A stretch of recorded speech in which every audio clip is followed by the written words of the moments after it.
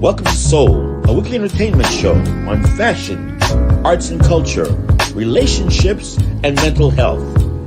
Our co-hosts are Imani Warren and Dr. Delvina Thomas. Now introducing our host, Nikki Says YOLO, Nikki Jellin.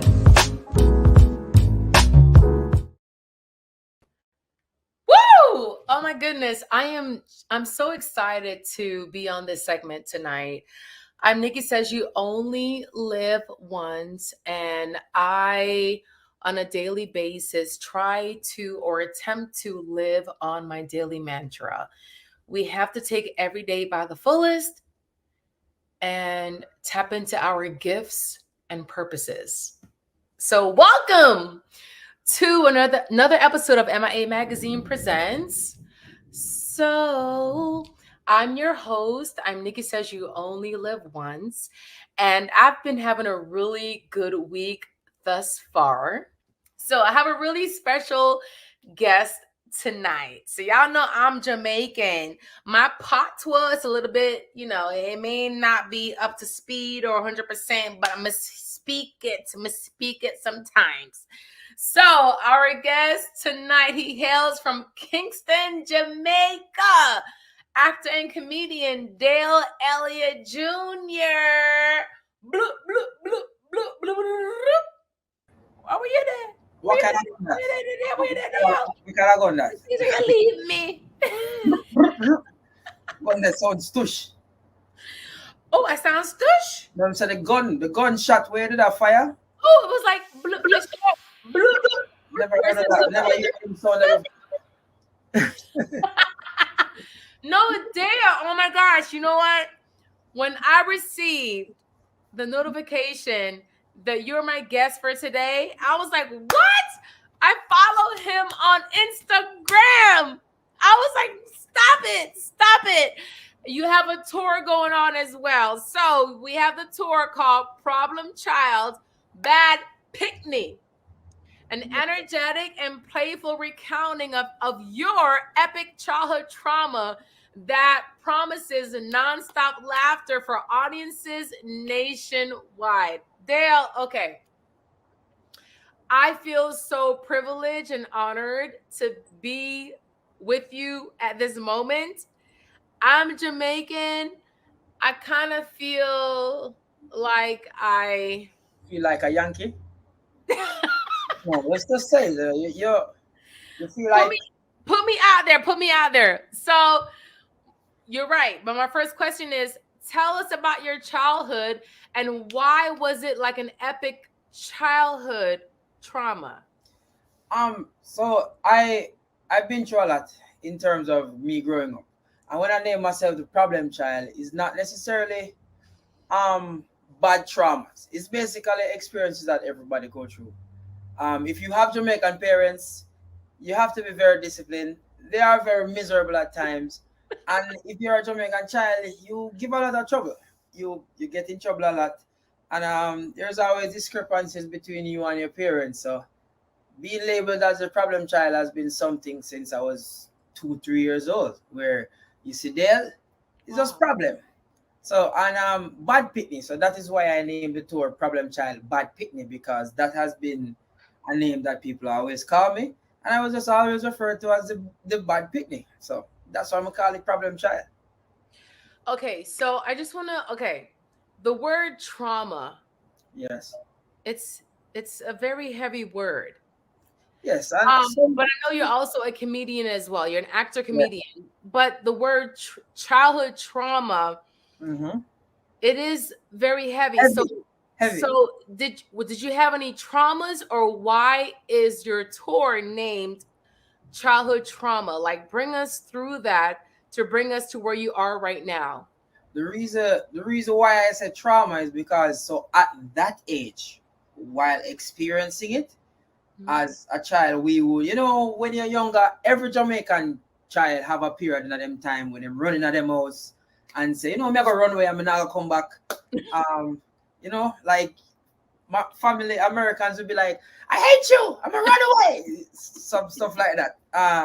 So I used to look at it as a trauma, but it really was lessons. But these are experiences that is embedded in all Jamaican people, what they go through from the parents. So is it a trauma to the point of where it affects you? Not necessarily, but it's experiences.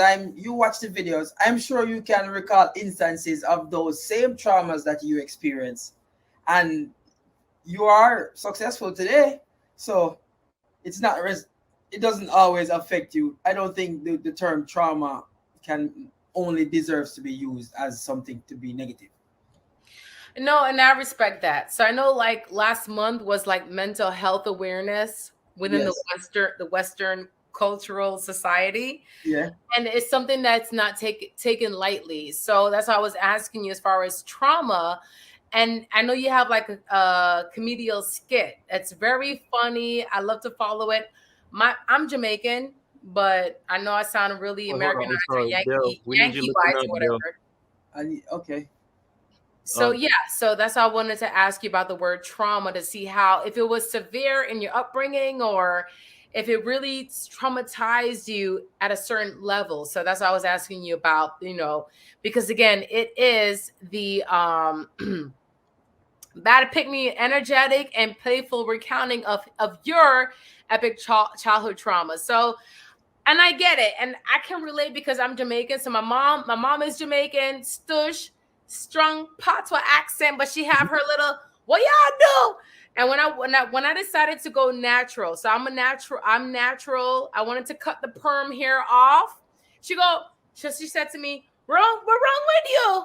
You're gonna cut the hair. What's wrong with you? You're gonna look ugly. You're gonna look ugly with a nappy hair." So I wanted to just understand if it was really like in-depth If trauma it or if affects it was just a part of your upbringing. So that's why I wanted to ask you that question. I personally believe Jamaican parents cannot do better. I think this is it. I just them that. Um, my grandmother used to threaten me, try cut me hair when me asleep. Say she no Rasta not grow in our house, and it's not like I wanted to be like a Rastafari, and I just like dreadlocks. And Yeah. my grandmother just never liked that, but it turned out is not. She just never liked the ugly stage. The The ugly stage. dreadlocks. Yeah, Mm. because locks this length looks way different from locks this length. So I understand now. I understand now.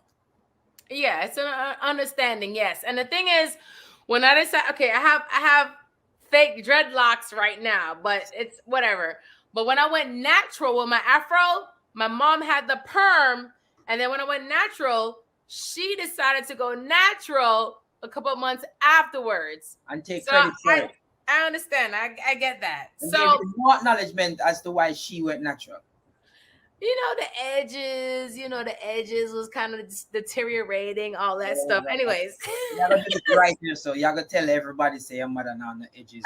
Right here, And so she hate when I call her out. All Wow. right. So Dale Elliott Jr., when did you realize you were funny? When I realized I was funny, it's because so basically I grew up in a household with a lot of different characters. You mentioned mental health.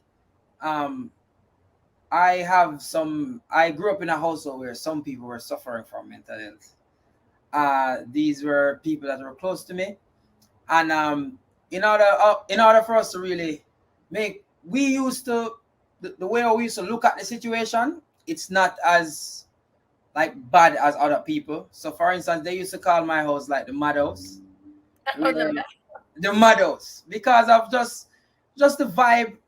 9 times out of 10 people used to be arguing, and because of the different characters in the house, I used to sit and like mimic them and be like, Oh, okay, so today I'm going to be Uncle Earl, tomorrow I'm going to be Andra. And then I girl. used to just switch between the characters. And because of how it's a family, it's an extended family, we used to sit and talk during the night. So 9 times out of 10, I was always the one talking, trying to reenact something that happened throughout the day. And people would always be laughing. So my aunts would always say, yo, little boy, so he's a comedian. So that has always been a thing. And when I was in high school, primary school, I always was the class clown, if I'm being very honest. Sitting at the back of the class, watch, just basically mess around. I was always that mess around kid, and it just worked. And the laughs that I used to receive, it just used to do something for me, Like I love laugh after my pain. So I used to just love sit down and laugh. So I'm always being funny or making jokes is something that I like to do, and I've always been able to do it. Yeah, so you've kind of turned that energy that you received as a youth into something positive. So you observed when you were younger, and as you got older, can I say that you kind of like consumed it internally, and then as far as you just kind of externalizing is when everything is now coming out. So that's kind of how. Because you are a product of your environment. So a lot of the facets to me is based off where I was at a specific time in my life. Yeah. So I grew up the first half of my childhood, I grew up with my father's mother, and then the second half I grew up with my mother's mother. So I never two grandmothers. So I never grew up with my mother and father. My mother and father lived abroad. So one grandmother was an extended family with a lot of people where I had the freedom to go out, coming late sometimes, explore. And then the other grandmother is where the discipline would come in. Oh, you have to study a book. You have to get good grades, come home on time, spread your bed when you wake up. So it's a lot of the characters in my life that I end up like emulate is based off of who I'm around you're an environment of your growing up. You like, so how you grow up influences how you are. So we have a video that we're going to show right now showing you in action and just what you're all about. So let's go ahead and drop the video. Me used to get beaten when we grew up at Jamaica. And when we tell you something used to get beaten, my grandmother used to me up. But me deserve every single lash me ever get in my life from my grandmother. And I did both of them. The way me used to get beaten, my grandmother used to tell other people to beat me in case she not did it. Yeah. My grandmother used to be like, the teacher called, she said, all right teacher, I said, here we must do. You see, the next time you get trouble, me say you have to beat him. Stranger, me would just play upon the road and a random man just start beat me. I said, yo, your grandmother said me beat him.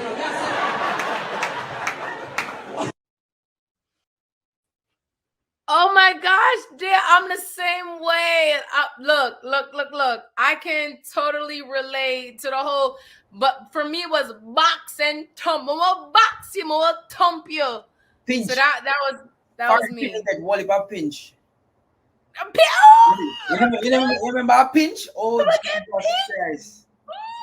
The pinch was sweet. The pinch was sweet. Okay. The pinch was when people did it. Yes, in public. Turn. Oh my gosh. Okay, so you know what, Dale? I have a lot of questions I want to ask because I am Jamaican born, living in the Western culture. So before I get to those questions, we do have a few messages to drop. So to our audience, keep it locked. We'll be right back. I grew up down here in South Florida, so for me, it's a little bit more personal. For the Mesman & Dover Law Firm, it's about community. For us, South Florida's our home. You all are our people. Our family. Our future. The difference we'll make for you, your loved ones, your kids, matters. Because to us, it's personal. If you need us, call us 24/7 at 866-954-MORE. That's 866-954-6673. The Mesman & Dover Law Firm, youraccidentattorneys.com. At DRT Behavioral Services, we provide culturally sensitive mental health evaluations with thorough treatment plans, incorporating alternative forms of wellness, not just Western traditional medicine. Besides medication management and psychotherapy, we provide education to people in the areas of minority mental health with classes on your diet's impact on mood and sleep hygiene for better rest. We also offer weight loss therapy, massages, and facials. Visit brainlovehelp.com today. Help comes in many forms. As a Miami-Dade County bus operator, you can help your community, help those in need, and even help yourself. Operators have the opportunity to earn more than $50,000 a year plus built-in overtime, earn more than 13 paid holidays and vacation days, and take advantage of the tuition reimbursement program. Plus, qualified new drivers will receive a $5,000 sign-on bonus. Become a driving force in our community. Apply now at miamidade.gov/busdriver. My Miami, it's a one-of-a-kind combination of bold, vibrant art that's made to be free, to go on stages, walls, or become them. It all leads me to a world filled with warm waters and extraordinary trails. This is when I'm at my best, when I'm embracing my art venturous side. This is my Miami. What's yours?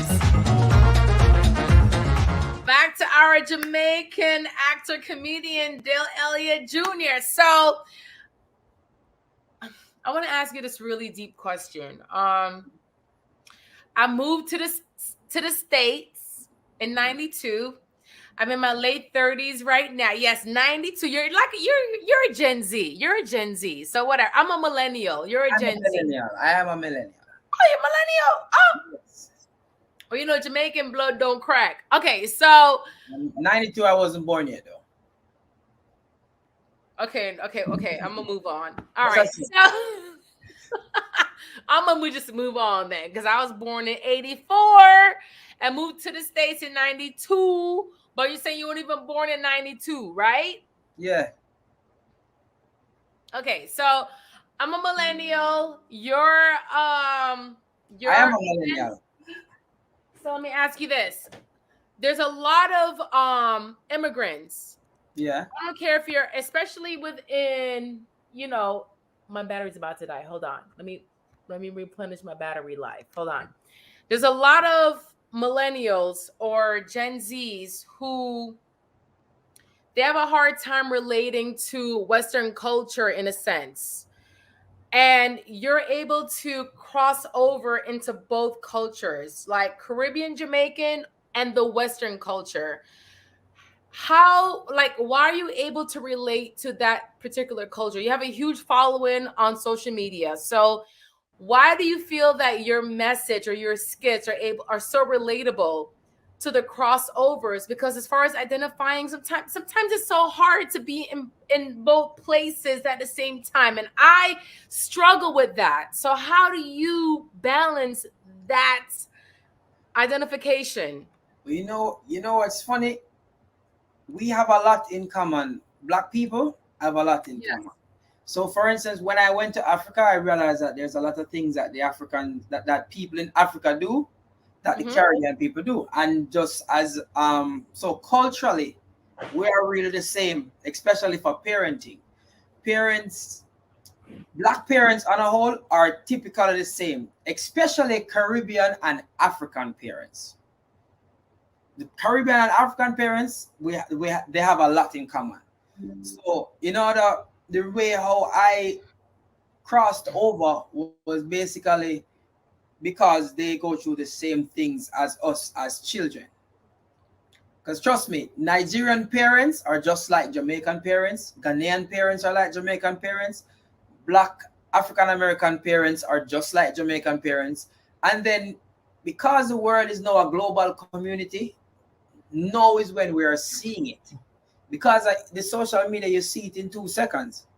So somebody living in California and another person living in Florida versus another person living in Jamaica, now we are really realizing how much linked we are as Black people. Because really and truly, we're really going through the same thing and we're the same type of people. I don't know nobody that is Black that like cold. I've never seen a Black person that's like, I love the winter. That's not stuff. You know? Okay. There are no Black people that's like, I cannot wait to just go swim in the ocean. You know, I cannot wait to go in the submarine and go down for thousands of miles to see the Titanic. I've never heard a Black person say, I want to see the Titanic. I think that is universal. You know, I don't personally think so a lot of the cultural differences is really race. So 9 times out of 10, if you as a person is going through something or experience something, another black person is going to have the exact same experience, and you guys are going to resonate with it the same way. So I found out that parenting is a easy way to cross over, because we all go through the same growing up with black parenting, with black parents. Okay, so Dale, I have so many more questions I want to ask you. Because being a millennial kid and being Jamaican and crossing over into Western culture, and given where you are right now, would just kind of resonate into us. I have a lot of questions. But before I get into those questions, we have to go on to our next commercial break. So y'all keep it locked. Let's drop our messages. Help comes in many forms. As a Miami-Dade County bus operator, you can help your community, help those in need, and even help yourself. Operators have the opportunity to earn more than $50,000 a year plus built-in overtime, earn more than 13 paid holidays and vacation days, and take advantage of the tuition reimbursement program. Plus, qualified new drivers will receive a $5,000 sign-on bonus. Become a driving force in our community. Apply now at miamidade.gov/busdriver. There's just one Miami? Think again. You might discover her Miami, a fitnesscape, a relaxing beach getaway full of kicking, swinging, grunting, swimming, spinning, and steaming. There's a Miami that's art-venturous, full of bold, vibrant art made to go on walls or stages, then combines with landscapes and waterways begging for outdoor adventures. And get your appetite ready for a Miami that's deluxious, because it sizzles, sautés, dashes, and shakes. Oh, and for dessert, a decadent voyage of 5-star luxury. There's a Miami perfect for you, waiting to be discovered. The only question is, what Miami will you choose?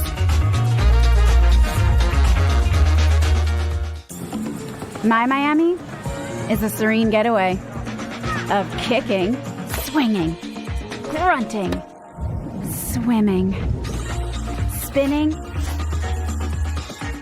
and steaming. It's my special place I can only find in this special place.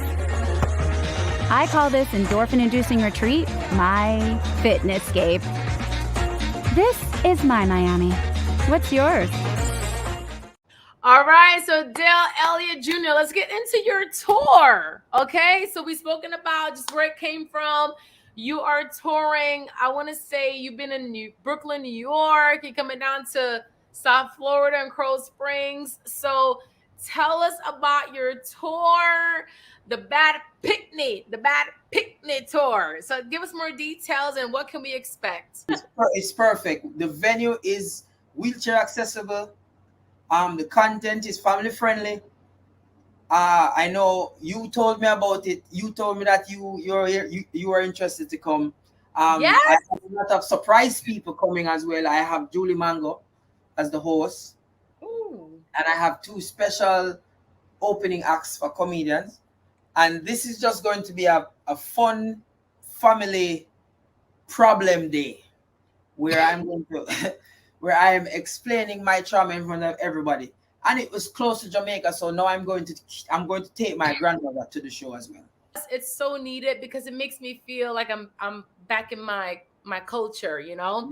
My mom lives in Boca, Coral Springs first, and now that's Boca, but I can so identify with the culture that you want to speak to and identify with. And I really appreciate that. Me growing up was Oliver, Oliver and Company. Oliver and Company was who I resonate with growing up as a liquor girl in Jamaica. So I want to just thank you and give you your flowers now for just continuing our culture and doing a little crossover fusion as to where we are right now. So thank you. Young people, we have a, so what Oliver paved the way for us. So now it's up to us to transcend and to try make that other step. So it looks like I'm just going to be the one that does it. and that's your gift and your calling. Yep. So Dale, continue to do what you're doing. I'll continue to support and like and comment, and we'll see you next month. Thank you. All right, bad picnic. Bloop, bloop, bloop, bloop.